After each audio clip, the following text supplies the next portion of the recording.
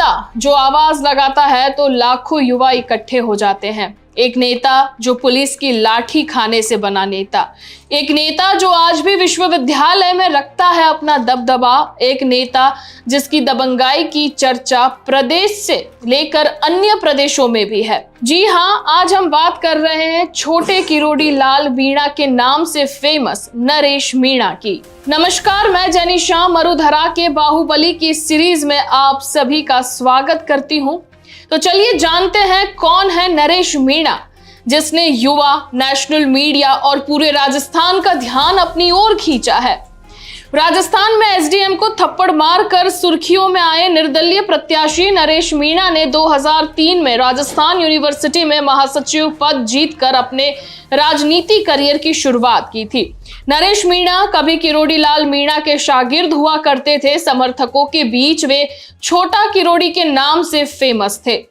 नरेश का किरोड़ी लाल से पुराना जुड़ाव रहा है और उन्होंने कई सामाजिक आंदोलनों में उनका समर्थन भी किया है। नरेश मीणा ने साल 2003 के अंदर राजस्थान विश्वविद्यालय का चुनाव लड़ा और महासचिव बन गए।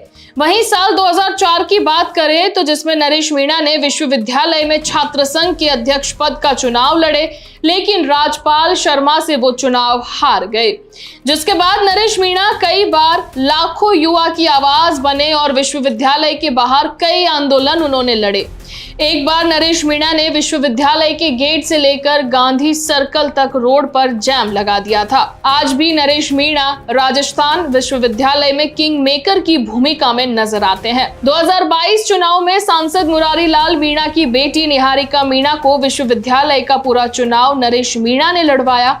एनएसयूआई से निहारिका को टिकट दिया गया। निहारिका को वो चुनाव हार गई, लेकिन नरेश मीणा के दम के चलते निहारिका को एबीवीपी और एनएसयूआई के उम्मीदवारों से ज्यादा वोट मिले। कहते हैं कि राजनीति में ना कोई हमेशा दुश्मन होता है और ना ही कोई हमेशा दोस्त रहता है। समय आगे बढ़ता गया। 2017 में जयपुर में मीणा समाज की रैली के दौरान नरेश ने अपने अंगूठे पर कट लगाकर किरोड़ी लाल का खून से तिलक किया था। लेकिन पहली हमारी लड़ाई खुद से और अपनों से ही होती है। वहीं नरेश को अपने सियासी गुरु से कई मौकों पर टकराना पड़ा। दौसा में सत्याग्रह आंदोलन को विफल करने से लेकर उनके जेल जाने और उन पर हुए हमले तक नरेश ने संघर्ष की राजनीति का सामना किया है।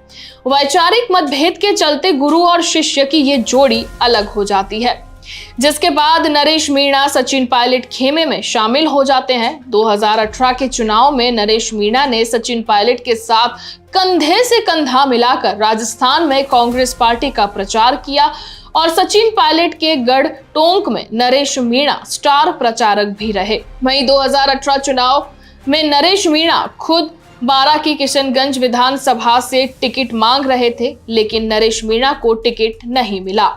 नरेश मीणा 12 जिले के छाबड़ा के रहने वाले हैं। नरेश मीणा ने विधानसभा चुनाव में भी कांग्रेस से बगावत करके छाबड़ा से निर्दलीय चुनाव लड़ा था। करीब 44,000 वोट लेकर आए थे। पार्टी से बागी होकर चुनाव लड़ने पर उन्हें पार्टी से निष्कासित कर दिया गया था। जब उन्होंने 200 सीट चुनाव लड़ने का ऐलान किया तो मार्च में कांग्रेस ने उन्हें वापस अपनी पार्टी में ले लिया, लेकिन कांग्रेस से टिकट नहीं मिलने पर देवली उनियारा से निर्दलीय के तौर पर उन्होंने ताल ठोक दी। कांग्रेस ने देवली उनियारा सीट से केसी मीणा को टिकट दे दिया। इसके बाद भी नरेश मीणा ने पार्टी के निर्णय के विपरीत जाते हुए निर्दलीय पर्चा भरा। इसके बाद कांग्रेस ने नरेश मीणा को निलंबित कर दिया। कांग्रेस से टिकट ना मिलने पर नरेश मीणा अकेले ही चुनावी मैदान में कूद पड़े। वहीं एसडीएम को थप्पड़ कांड क्या था, उस पर भी एक बार नजर कर लेते हैं कि जिसकी वजह से नरेश मीणा इतने चर्चा के केंद्र में आए। राजस्थान की 7 विधानसभा सीटों पर 13 नवंबर को उपचुनाव हुए थे, लेकिन अब चर्चा में सबसे ज्यादा थी देवली उनियारा की सीट, जहां पर एक निर्दलीय प्रत्याशी नरेश मीणा की तरफ से किया गया एक कांड, जिस कांड में एसडीएम को थप्पड़ मारा गया और वो नेशनल मीडिया में एक चर्चा का विषय बनकर सामने आया। Sub divisional officer Amit Kumar Chaudhary को थप्पड़ उन्होंने जड़ दिया।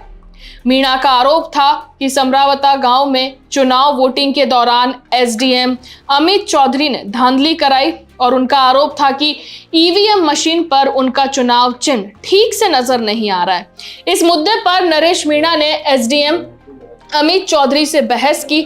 बहस के दौरान नरेश मीणा ने अपना आपा खो दिया और एसडीएम को थप्पड़ जड़ दिया। इस घटना के बाद नरेश मीणा धरना पर बैठ गए। तब तक वो समझ चुके थे कि अब पुलिस उन्हें कभी भी और किसी भी समय जो है गिरफ्तार कर सकती है। फिर उन्होंने अपने समर्थकों से समरावता के गांव पहुंचने की अपील की, ज्यादा से ज्यादा संख्या में उन्हें आने की अपील की।